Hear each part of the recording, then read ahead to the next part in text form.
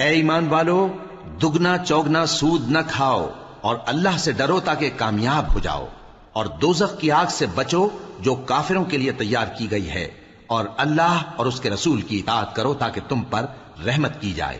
اور اپنے پروردگار کی بخشش اور اس بہشت کی طرف لپکو جس کا عرض آسمان اور زمین کے برابر ہے، اور جو پرہیزگاروں کے لیے تیار کی گئی ہے، جو آسودگی اور تنگی میں اپنا مال اللہ کی راہ میں خرچ کرتے ہیں اور غصے کو روکتے اور لوگوں کے قصور معاف کرتے ہیں، اور اللہ نیکوکاروں کو دوست رکھتا ہے۔ اور وہ کہ جب کوئی کھلا گناہ یا اپنے حق میں کوئی اور برائی کر بیٹھتے ہیں تو اللہ کو یاد کرتے اور اپنے گناہوں کی بخشش مانگتے ہیں، اور اللہ کے سوا گناہ بخش بھی کون سکتا ہے، اور جان بوجھ کر اپنے افعال پر اڑے نہیں رہتے۔ ایسے ہی لوگوں کا صلہ ان کے پروردگار کی طرف سے بخشش اور باغ ہیں جن کے نیچے نہریں بہ رہی ہیں، اور وہ ان میں ہمیشہ بستے رہیں گے، اور اچھے کام کرنے والوں کا بدلہ بہت اچھا ہے۔ تم لوگوں سے پہلے بھی بہت سے واقعات گزر چکے ہیں، تو تم زمین میں سیر کر کے دیکھ لو کہ جھٹلانے والوں کا کیسا انجام ہوا۔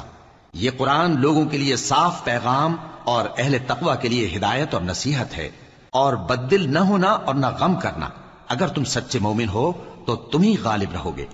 اگر تمہیں زخم شکست لگا ہے تو ان لوگوں کو بھی ایسا زخم لگ چکا ہے، اور یہ ایام زمانہ ہے کہ ہم ان کو لوگوں میں بدلتے رہتے ہیں، اور اس سے یہ بھی مقصود تھا کہ اللہ ایمان والوں کو جدا کر دے اور تم میں سے بعض کو شہید بنائے، اور اللہ بے انصافوں کو پسند نہیں کرتا۔ اور یہ بھی مقصود تھا کہ اللہ ایمان والوں کو پاک صاف بنا دے اور کافروں کو نابود کر دے۔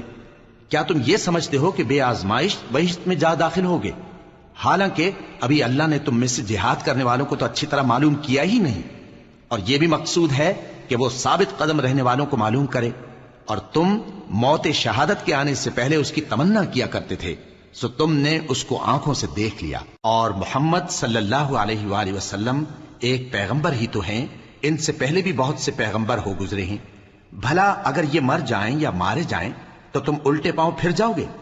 اور جو الٹے پاؤں پھر جائے گا تو اللہ کا کچھ نقصان نہیں کر سکے گا،